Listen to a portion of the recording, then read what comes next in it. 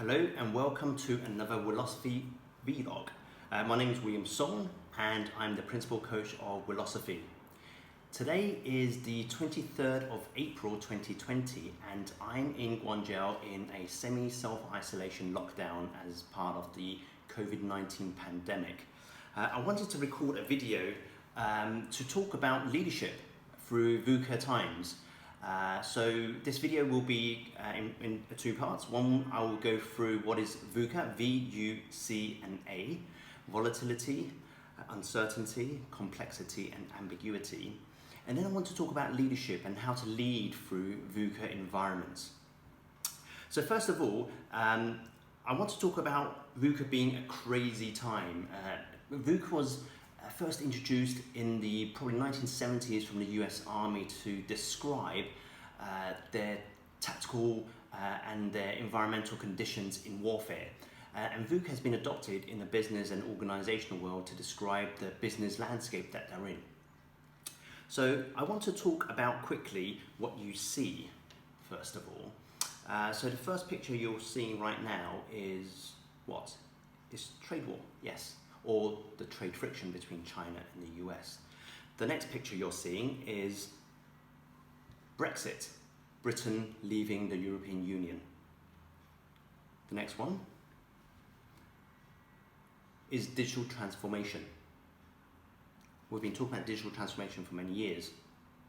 And the last picture now I'm showing you on the screen is a picture of the COVID-19, two nurses helping a particular person take a temperature. Okay, so I specifically asked you, what are you seeing? So these are situations that you're probably seeing constantly throughout your lives. And these instances or these situations are what I call VUCA, V-U-C-A. So what is VUCA? What is volatility? What is uncertainty? What is complexity? And what is ambiguity? I want to take you through quickly those four terms so that we can have an understanding of what VUCA is and then apply them to situations that we've just seen and then talk about leadership. Okay, so let's talk about volatility, the V of VUCA. Volatility is the changing dynamic environment and the situations that you're in or the business is in. The changing situations that could be within the social constructs, could be technical changes, biological changes, societal changes. And I normally use visuals to help understand what VUCA is. So volatility as an example, I use the sine curve. So things are volatile in this way. And sometimes people don't understand what volatility is. So I normally give people an alternative phrase or an alternative word to describe volatility. In this instance, I would use unstable or things that are changeable, things that are quite temperamental.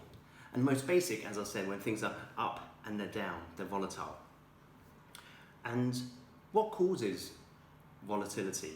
What are the things that may cause things to be volatile? These could be fear, the unknowns of the world, things that are quite sensitive or things or situations that could be quite explosive. These reasons or these triggers could cause a volatile situation. So that's volatility, the V of VUCA. What about uncertainty, U?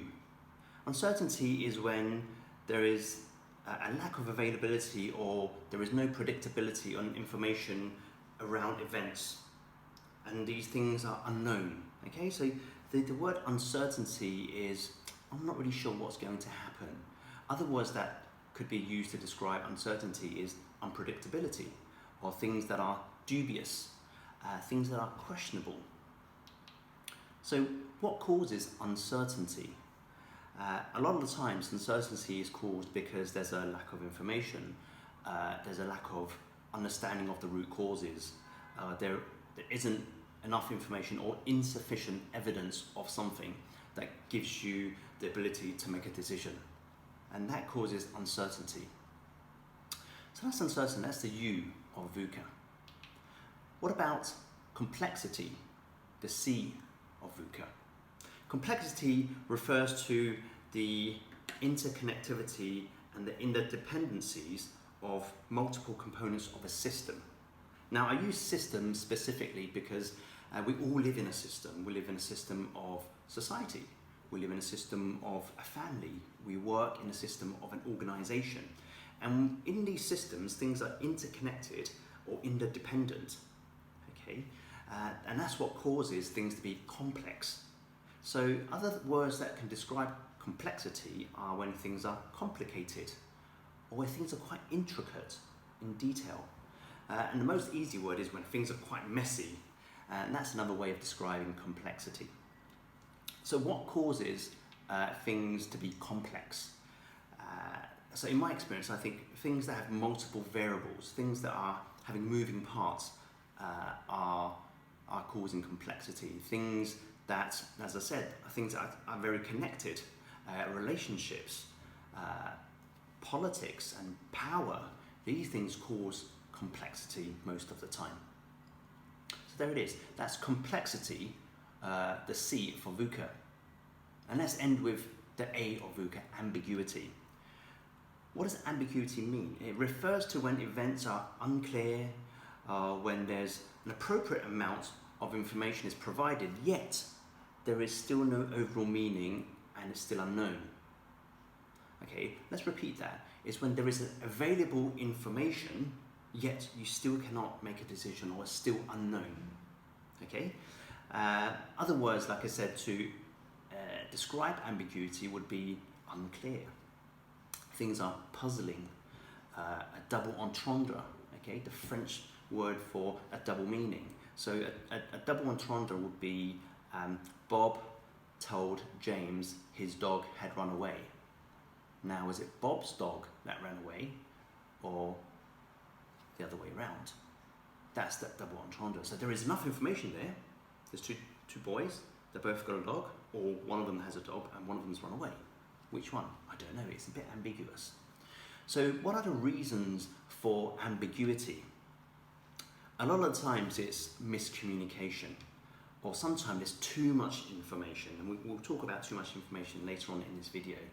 Or there are no clear goals, or there is a goal, but the goal isn't communicated in a clear and concise manner.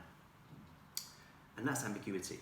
So we've talked about VUCA now. Hopefully you understand VUCA a little bit more in terms of what is volatile, what is unclear and uncertain, what is complex and what is ambiguous. Okay, the difference between uncertainty and ambiguous is ambiguous. You have all of the information, yet there's no clear direction.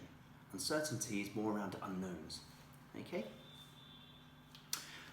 So let's move on. Let's put this into practice. Okay, so let's start with the first scenario, COVID-19 pandemic. I'm living through that. What I want to be able to go through in these pictures that we just spoke about, what we saw, I want you to see what is VUCA within them, so that you appreciate that situation is VUCA. So let's start with COVID-19. So what's volatile about COVID-19? I would say the way it's been spreading, we don't know. It's either spreading or it's not spreading. Is it spreading in a fast-paced way or in a slow-paced way? It's really unsure. The recording and the tracking is volatile. We don't know what's being recorded, what's being tracked, how it's being tracked. And I think one of the big things that I feel that is volatile about the whole situation is the media. Okay, what's being reported, what's being said, and what do you believe? So that's what I believe to be VUCA about COVID-19 pandemic right now. What about you? What about the uncertainty of VUCA? My personal experience is the preventative measures around stemming or flattening the curve. Do we wear a mask? Do we not wear a mask? Where will it spread next is quite uncertain. So right now on the 23rd of April, I felt that by now, I think India would have had a massive impact and probably Central Africa. That hasn't happened, thankfully. So the uncertainty of what country, what nation will it hit next, and uncertainty around whether heat has and humidity has an effect on the spread, that's all uncertain right now. There isn't enough data around to demonstrate that. The complexity, the C of COVID-19, I'd say the complexities are quite far and few between, because the complexities are around who's the expert. I would deem myself to be an expert, yet there are WHO experts, the media is an expert. I think the complexities around when you're closing a border, okay, you're preventing people from flying in, but also preventing people from leaving. And if there's no planes and trains that can enter and exit a particular region, then that causes complexities around people's lives. And obviously, it affects businesses. I don't want to go into the complexities of all of the business all the business problems that is caused, but it certainly causes business complexities. And lastly, the ambiguity of COVID-19, of VUCA. I'd say what is too much data? I think media has a big part to play in causing ambiguity. I myself wear a mask. I don't know if I'm asymptomatic or not, so I wear a mask to prevent me spreading to other people, yet in other countries they seem to be not effective in washing hands is, and what's the combination of preventative measures. I think what's ambiguous also is what data has been used to measure. Has testing happened? Has testing not happened? And also, what is the best solutions to flatten the curve, or to halt the curve of the spread? Is it lockdown, not lockdown, etc., etc.? So COVID-19, as you would hopefully agree, is a very VUCA environment. Okay, so that's one example of VUCA. The next example, as we start off with, is with the trade friction between two big economies, the US and China. So what is volatile about this situation? The volatility, I think personally, is the political personalities, the tit-for-tat approaches. I will put a tariff on you, and then my approach is to it puts more levies on you, and that volatility is causing lots of problems for businesses, especially those that work in trade and distribution. The uncertainty, I guess, is what products will have a tariff? When will that tariff be applied? Which products are in the whitelist and not in the whitelist? All of these uncertainties, when will this happen? All of these are quite uncertain for many people, mostly for businesses, but also for the consumers as well. C, complexity. What is the complexity of the trade friction or the trade war? I would say that it's trade. It's two countries, big economies, and it's not just two countries. There's all of the kind of smaller suppliers that go in to support byproducts and other products that produce the final product that ships across to the US, and US selling to China. I think there's so many intertwined bureaucracy, jurisdictions, legislations that have to be jumped through before anything can be executed, and that causes the uncertainty. So I think the complexities cause the uncertainties. Look, I think there's lots of political tensions, and the world is divided. Even the political parties within themselves in certain countries are divided on these things with the trade war. And finally, what is ambiguous? Sometimes quite hard to say, isn't it? What's ambiguous about the trade war is, I'd say, there's always a tweet somewhere that says something's going to have a 30% bump up on the levies. And especially when the mixed messages from the presidents of the United States is different from his advisors. So someone saying one thing and someone else saying another thing. Let's move on to the next one, which is the digital transformation. I've worked in technology for 20 years now, and ever since I've worked in technology, people have been talking about the fifth industrial revolution, AI taking over, robots. Last night I was watching the latest Terminator film, which is quite adept, and robots taking over your jobs. So what is VUCA about this digital revolution? So what is volatile about it? I'd say the volatility is around the buzzwords, blockchain, AI, AR, VR, cyber. There's lots of robotics, automation taking over people's jobs. I mean, that's been talked about, but it hasn't really happened in the anger that it has, and it's put people on edge because it's happening, it's not happening, it's happening, it's not happening. So I think that's quite a volatile situation for many people, for CTOs and for heads of operations. What's uncertain about this situation, I'd say, is that which industry will be affected by this, and by how much, and when will that happen? How many skilled workers would have to be laid off? How do you repurpose all of this? And how do governments deal with a mass unemployment? I think that uncertainty is always in the back of minds of business owners, especially big corporates. And when we talk about complexity of the digital revolution, we'll probably talk about, can you really replace a robot? Replace a human with a robot? And that's one of the kind of common debates that we're constantly having is, maybe on a production line on certain things, how do you replace a solicitor, as an example? How do you really replace a doctor? How do you replace a psychiatrist? So our job's really going to be taken over by robots. Okay, so can you really untangle and independent or separate what jobs can be done by humans and solely done by robots? And that complexity has to be worked through. And then the ambiguity. And as I started this conversation about the digital revolution, is AI's been around for quite a long time, since the 1970s, I believe. And now they're talking about AI taking over still. That, again, hasn't really happened. There's lots of data, there's lots of research. Blockchain is another example of there's so many use cases and business cases that they want to apply it to, yet it hasn't happened. So there's a bit of confusion of whether it can happen or not. And I think those conversations will continue to happen for a number of years, especially when they think about how to repurpose, retool people and their roles. And then I guess the last case I want to talk about is Brexit. Brexit, certainly for me as a Brit, is quite VUCA. How do you untangle exit one nation from 28 nations is quite complex. The volatility part of it is volatile. We've been talking about for 3 years, and it's gone through its ups and downs through Parliament and government making decisions, referendums being talked about to be had again, and it's been at the forefront of political agendas for a very long time. So it's been quite volatile, and what's happening right now with COVID-19 will cause that to be a little bit more volatile a little longer. So if you're watching this after Brexit and it's all worked out, fantastic.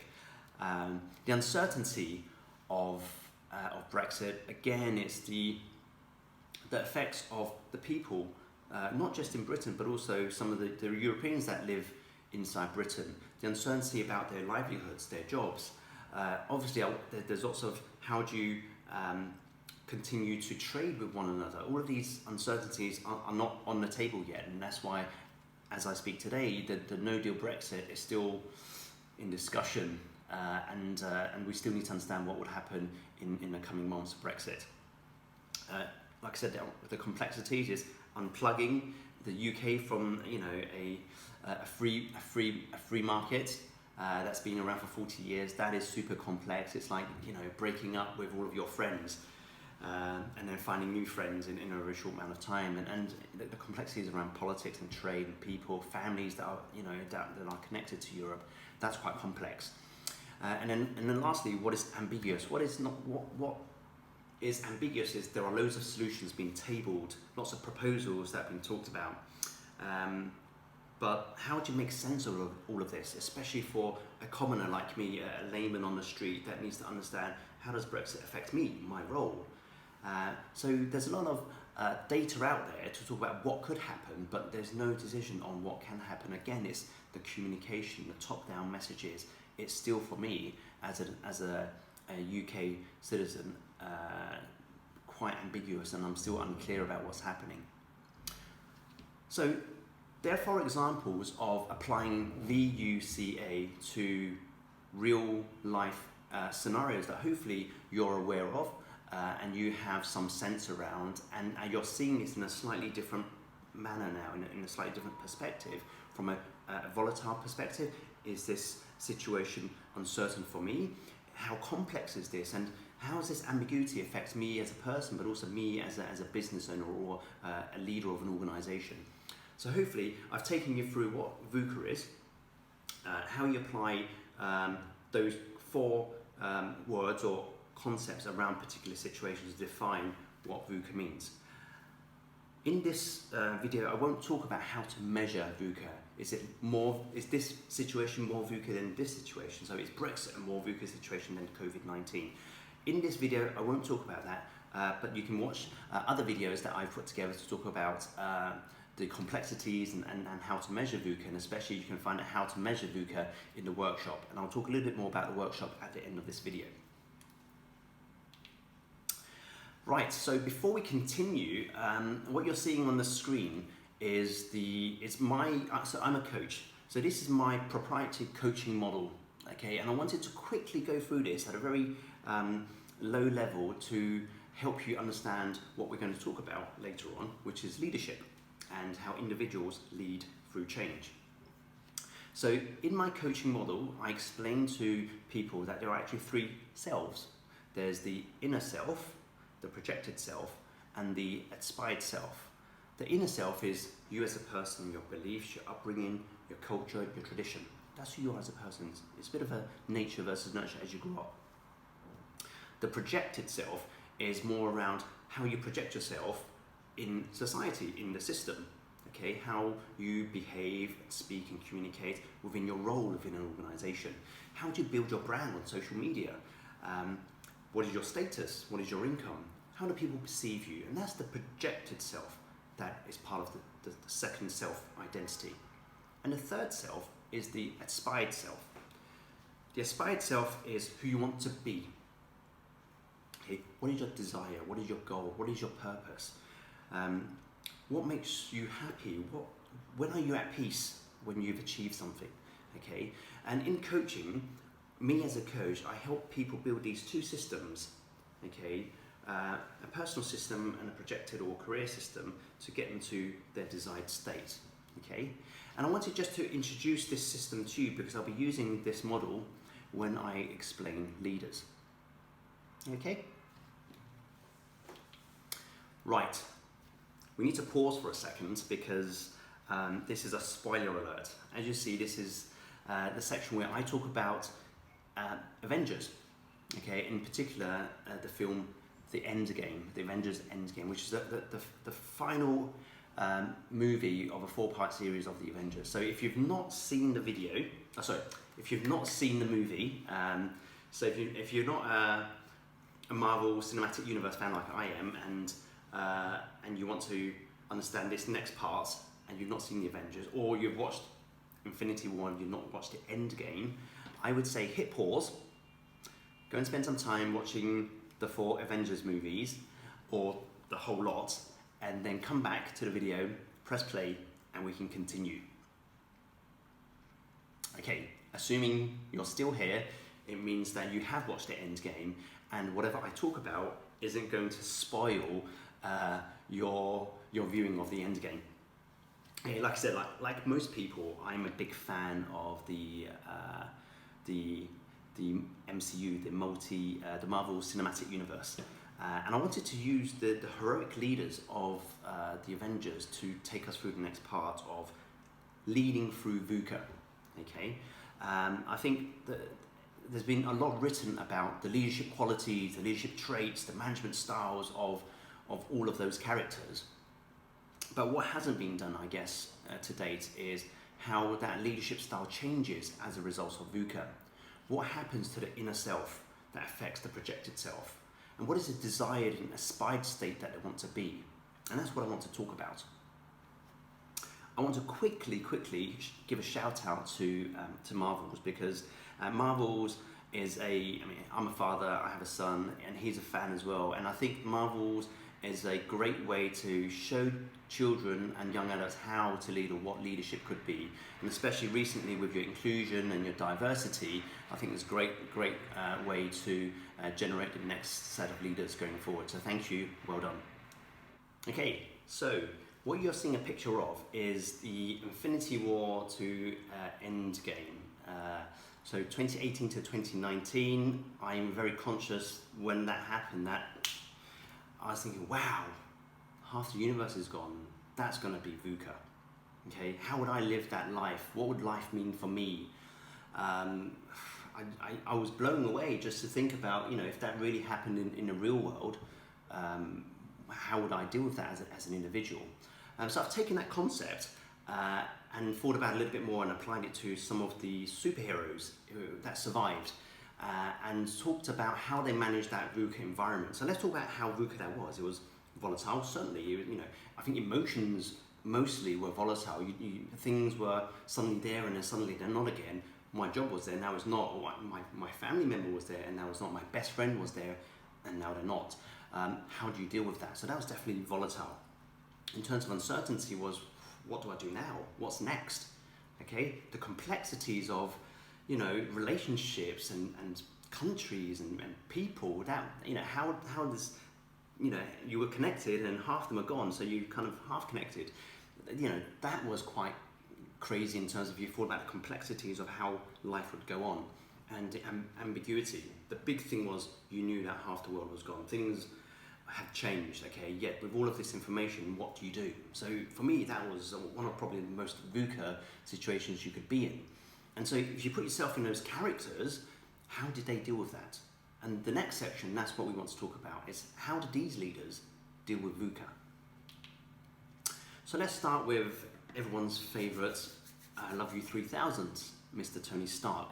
So the Ironman, or Tony Stark, he was a visionary leader. So I'm just going to pick up my cards, and I've got these cards that you might be able to see that talk about leadership styles and management styles. But let me take out, so Tony Stark, and he was a visionary leader, okay?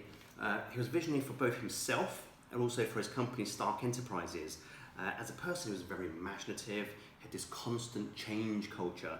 He was relentless in his ways. So much so it caused him to have an ego and arrogance, and he was quite condescending and not many people liked him. But that's how he was a visionary leader. And then what did he become? He became this person here. So if you watch the movie, he was lost in space. Captain Marvel saved him, brought him back to Earth. He was unhealthy. He went through this change. He had a different vision. His purpose had changed. And that he'd lost half of the world, and he didn't know if Pepper Potts and his daughter were still alive. And when he found out they were, his purpose wasn't to be entrepreneurial and changing in that vision. His vision was my family. He was so close to losing his family that his purpose changed. Okay, he doesn't affiliate himself anymore, and I've used the value. His affiliation to the Avengers had gone. He switched his alliances, his affiliation to his family. He went into himself, his own little bubble, and I think his ego and his selfishness pushed him even further into his own world and alienated him from the Avengers. So you can see quickly how a VUCA environment affected such a visionary leader like Tony Stark to become someone completely different with a different purpose, changing his affiliations to what he believes to be his personal goals and his identity. So that's Tony Stark. What about the rest? Let's go through them. So we have Thor. I'm smiling because I think Thor was quite interesting. So Thor for me was a noble leader. Okay, he was noble in that he was royalty. Okay, he was the king of Asgard, and his heritage demanded him to be noble in his way. He had to protect his family, his friends, his kingdom, and he sometimes exploited his nobility in a way to lead. I'm the king, I should lead. I'm Thor. So when this happened, it was quite interesting when this happened because he attacked Thanos and hit him in the shoulder, I think, and Thanos said, maybe you should have went for the head. And I think this got to him. And he turned up like this, a little bit podgy like me. He kind of went into himself. So his nobility was destroyed. Okay, when he did find Thanos in the end, he took off his head. That was probably the most noble thing he did, was taking off Thanos' head, killed him, but he went into this state afterwards. I think he denounced his title. In the end, he felt that his identity wasn't required anymore. Okay, In fact, I think he lost a bit of self-respect, and he kind of let go of himself. He didn't need to be the king of the Asgardians anymore. He let himself go. He didn't have the respect for himself. He felt he let everyone down, and he went into a state of drinking, binging on games, and the one thing he didn't lose, I guess, was his sense of humor. Okay, but for me, Thor was, I use the word downfall, but it's not. I mean, the VUCA environment changed him. He changed his inner self, in that he lost his desires, his values, his culture, his tradition. He lost his identity, and that was quite impactful when I saw how Thor himself had lost his way a little bit. So that's something to think about when VUCA happens. Will you lose your way? Will you lose your identity? Will you lose your nobility? Okay. And so we come to the Hulk. The Hulk. So what type of leader was he? I found him to be a humble leader. I felt that the Hulk, or Bruce Banner, he quietly led. And he acknowledged his intelligence, but he also acknowledged the monster within him, the anger and the mistakes and the destructions he made as the Hulk. And so inside him, he had this general, this leader as a general, which caused Bruce Banner, I guess, to become even more introvert. And I guess when this happened, Bruce Banner became this guy. He stayed humble. He was able to find balance within himself and control the green monster within him. And he was still, as I said, still quite humble, and his humility led him to create something for everyone. He created a cafe, a place for everyone to come and dine as a family. He even took selfies with some of his little fans that upset the Ant-Man who was sitting opposite from him. But he became this gentle giant. So the Hulk, for me, was probably one of the most positive and forward-looking leaders, and he embraced his situation and made the best of it. So the Hulk, for me, was someone I admired in terms of how he managed VUCA. Captain America, or Steve Rogers, how did he manage VUCA? So what type of leader was he? He was what I call a just leader. Okay, so it shows in his traits as he's a typical soldier fighting for justice, ensuring there's fairness and equality for everyone in the world. Okay, he led through led through example and led through his behaviours, and like I said, led through by example, should I say, and led through his behaviours. And sometimes he's quite stubborn in his ways of thinking as a soldier, and I guess that's why he went rogue in the previous two movies. So what did he become after this happened? He became a supportive leader, as you can see on the screen. I think his belief of justice and fairness had gone. Okay, it wasn't fair or just that half the multiverse had disappeared. And he found a personal mission to provide support for everyone in the end. So I think he failed the world. He failed the world because he couldn't destroy Thanos, and so all he could do was support people. I think he felt guilt around this, and he became a supportive leader and supported everyone around him. So he went from a just leader of justice to a supportive leader. Okay, and he stepped down from his leadership role.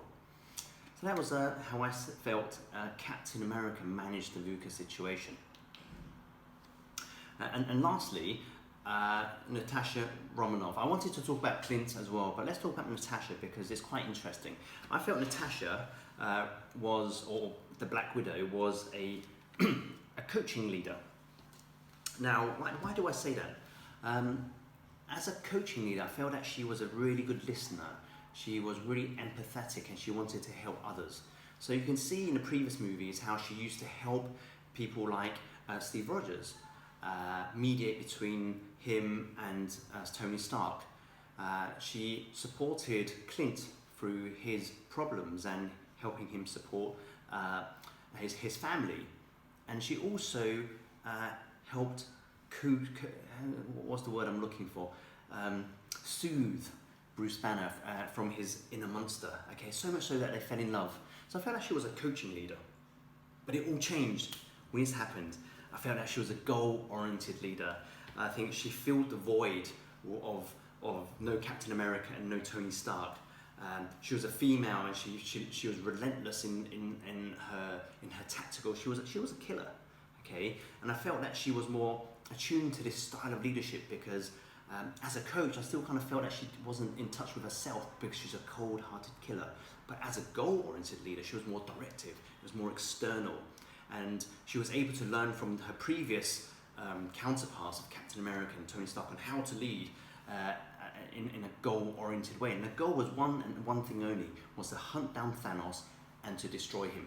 And that was what drove her. So her coaching style became a goal-oriented style, and I felt that she's the person I felt most impressed with because she stepped up and she still was goal-driven, and she had a purpose, and she didn't let anything stop her, and people naturally gravitated towards her. And many people fail to understand that leadership is not real. It's followership. People choose who they want to follow. Okay, they could choose to follow Natasha, or they could choose to follow Captain America. When people stop following you, you're not a leader anymore. Okay, so people decided to follow her, and she stepped up and she became this leader. People followed her. So I was particularly impressed with Natasha Romanov, the Black Widow.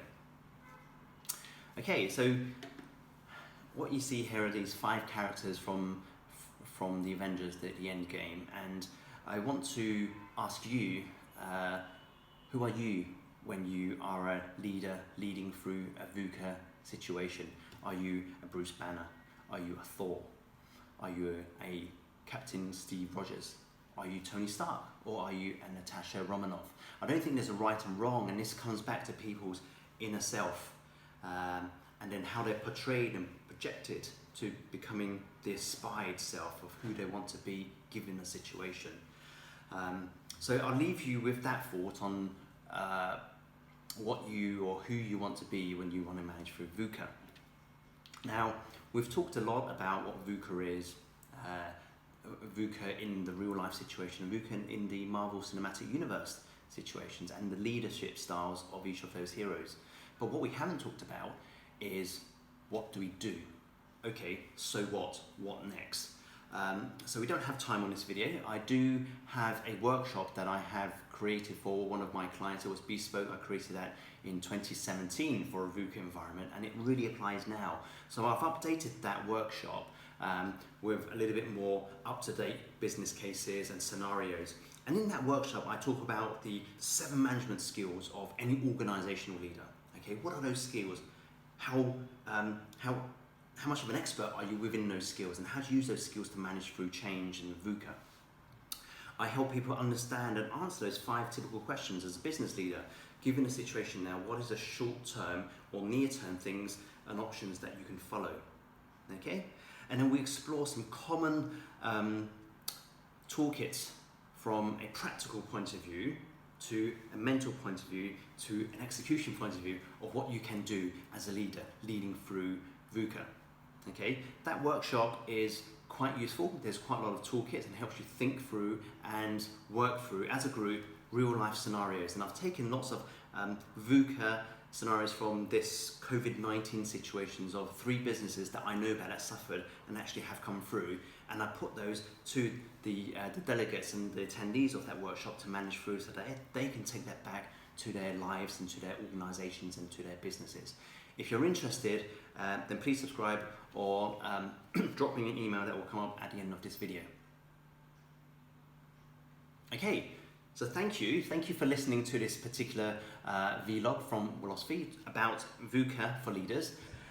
If you found it interesting and useful, please leave some comments. If there's any feedback that you think we can do more to make these types of videos better and helpful for you, again, please leave us some feedback with these channels that are appearing on the bottom of your screen.